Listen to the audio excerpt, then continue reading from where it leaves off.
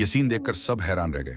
किसी को उम्मीद नहीं थी कि उनके सामने जो इंसान है वह कल तक एक गुमनाम जोकर था। मेरा नाम सनी है और मेरी सबसे बड़ी इच्छा उड़ने वाला चाकू फेंकने की थी। लेकिन हर बार जब मैं शॉट लेने वाला होता तो थिएटर में चाकू फेंकने वाला राजा सारी लाइमलाइट चुरा लेता। मैं सबकी नजरों में आने से निराश था, इसलिए मैं घूमते हुए बड़े पहिए पर खड़ा हो गया और चाकू फेंकने वाले राजा से गड़बड़ करवाने के लिए अपनी जान जोखिम में डालने का प्लान बना रहा था। लेकिन जैसे ही पहिए घूमे, चाकू फेंकने वाले राजा ने एक के बाद एक चाकू फेंके और मुझसे बिल्कुल बच निकला। मुझे मानना पड़ा कि मैं इंप्रेस हुआ, लेकिन इससे मैं बड़े सपने देखने से नहीं रुका। उस रात मैंने चाकू फेंकने वाले राजा और उसके ग्रुप को पहाड़ के नीचे सोना खोदे जाने के बारे में बात करते हुए सुना। मैंने तुरंत चुपके से उनका पीछा करने का फैसला किया, इस उम्मीद में कि मुझे एक्शन का एक हिस्सा मिल जाएगा। इस तरह मैं काम छोड़कर अपने उड़ने वाले चाकुओं की प्रैक्टिस पर फोकस कर सकता था। लेकिन जैसे ही मैं वहां पहुंचा, उन्होंने मुझे देख लिया। चाकू फेंकने वाले राजा का नौकर मुझसे छुटकारा पाना चाहता था, लेकिन चाकू फेंकने वाले राजा ने उसे यह कहकर रोक दिया कि मैं अभी भी उनके काम का हूं। पता चला कि नीचे पहाड़ पर एक खाली केमिकल लैब थी जिसमें शायद जहरीली गैसें थीं। चाकू फेंकने वाले राजा ने मुझे रास्ता दिखाने को कहा और यहाँ तक कि पहले बक्से खोलने को भी कहा। सच में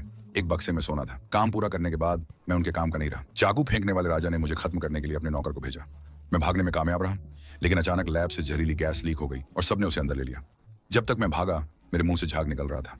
मैं गलती से हांगकांग जा रही एक जहाज पर गिर गया और जहाज पर मौजूद लोगों ने देखा कि मैं मर रहा हूं, इसलिए उन्होंने मुझे समुद्र में फेंक दिया। मैंने पूरी रात समुद्र में तैरते हुए बिताई और जब मैं उठा तो मैं चमत्कारिक रूप से 500 पाउंड के मोटे आदमी में बदल गया था। इससे पहले कि मैं कुछ समझ पाता, मुझे बहुत ज्यादा भूख लग गई थी। हताश होकर मैंने कुछ मछलियां चुरा ली जिन्हें कोई सुखा रहा था, लेकिन इससे पहले कि मैं कुछ और काट पाता, मुझे पकड़ लिया गया और मैं डरकर भाग गया।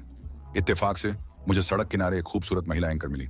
उसने प्यार से मुझे घर तक छोड़ने की पेशकश की। घर पहुंचकर मैं थक गया था और जैसे ही मैं बिस्तर पर लेटा, मुझे नींद आ गई। लेकिन फिर कुछ ऐसा हुआ जिसकी मुझे उम्मीद नहीं थी।